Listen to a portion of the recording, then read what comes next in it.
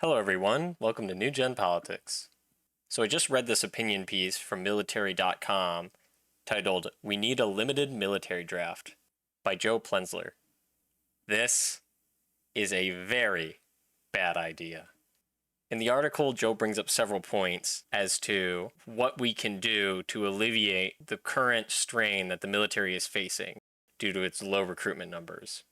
And being an all-voluntary force, his premise is insert a partial draft. So you maintain the recruitment system you have and then randomly select a number of young men. The military currently only needs 160,000 people to be recruited each year from a population of 30 million that are eligible in order to meet the recruitment goals. But like as the article says, after 2 decades of war, both which ended unsuccessfully, and low unemployment, many experts believe the all-volunteer force has reached a breaking point, and American confidence in the military is at a low. So they can't even get the amount of people they need. And so his solution is to make up that difference between however many you're able to recruit. Say it's 100,000 and you need 160,000. You make up that 60,000 via a draft, a random selection. And I cannot think of a worse plan in the current political environment for several reasons. And I'm going to break down each one of the reasons he gives for why we should have this system. And I'm going to explain why we very much should not. First of all, he says instead of either an all-voluntary force or a fully conscripted force model, I propose a both-and solution. So first, about this both-and solution, I think it's worse than either or. Having an all-voluntary force, definitely the best option because people sign up to be there and they know what they're getting into. On the flip side, if you had a system like other countries like South Korea, where you have a mandatory service of 1 to 2 years, every boy at the age of 18 serves for 1 to 2 years in the military, that again, kind of fair. Either you sign up in one system or everybody does it in the other.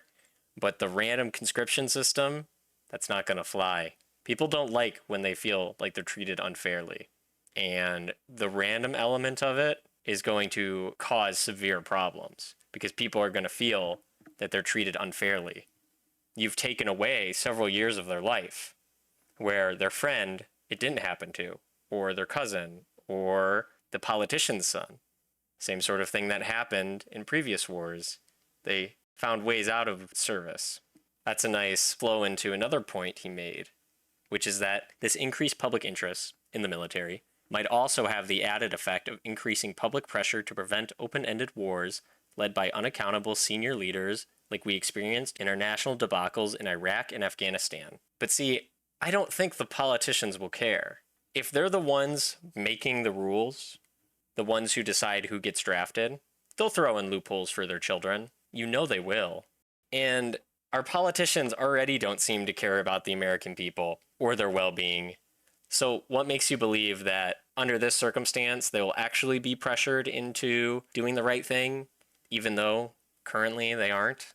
Even with pressure, they still choose to do the wrong thing.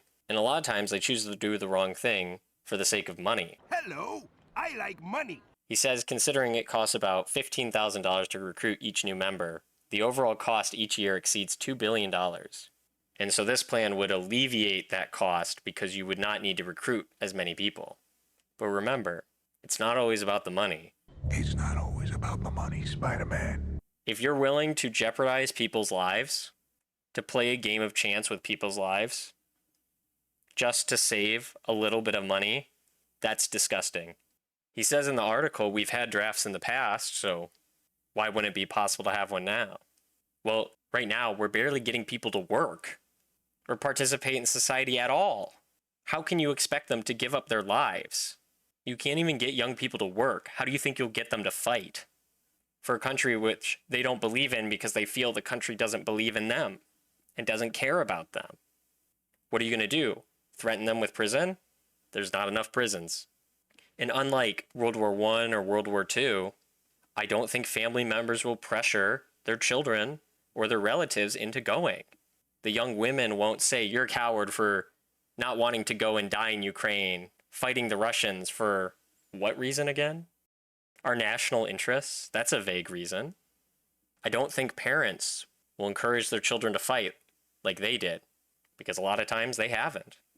Less people served in the military now than in the past. In World War II, the parents would say to their son, I fought, you should fight too.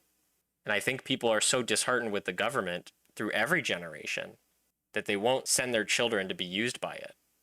We also know when it comes to drafted soldiers, they're less effective than volunteers for a very simple reason. They don't want to be there.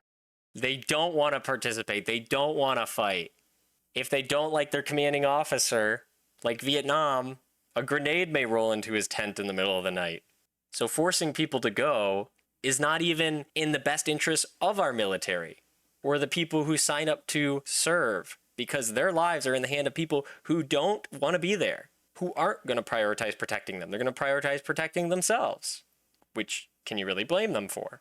And my final point, I can't think of another event other than trying to disarm the American populace that would be, in effect, an instant civil war button. Civil war. Talk of civil war. We're in a civil war. We are in it. Civil war. Civil war. For a second civil war. I think if you try to force people who don't want to fight for a country they barely believe in to send people's children overseas unwillfully to die in a country they can't even point to on a map for a cause they don't believe in, all in the name of our national interests and the children themselves feeling that the country that they live in that already doesn't care about them is simply using them for the gains of the political elite.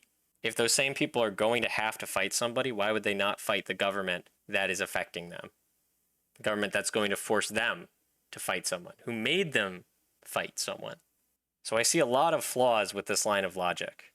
I don't think it's been well thought out about the serious ramifications that would happen, because I don't think people who are proposing this idea understand the mindset of millennials and Gen Z. I think it would create far more problems than solutions. And if we're concerned about our military strength to the influence of enemy nations, causing an internal disruption of this magnitude would be the worst thing to do in terms of national security. You're opening yourself up and leaving yourself vulnerable to all sorts of influences from all over the world. And this is not in any way an attack on the people who do choose to serve our country. I think it's an honorable calling. I think it's amazing that they choose to do that and that they choose to protect our freedoms and to keep us safe. But even for their benefit, we should not be starting wars for no reason, for interests that do not align with the American people's. I do agree that there is a problem. People don't want to serve in our military, but the solution isn't to force them to. We have to understand why they don't want to. But that's a topic for another day.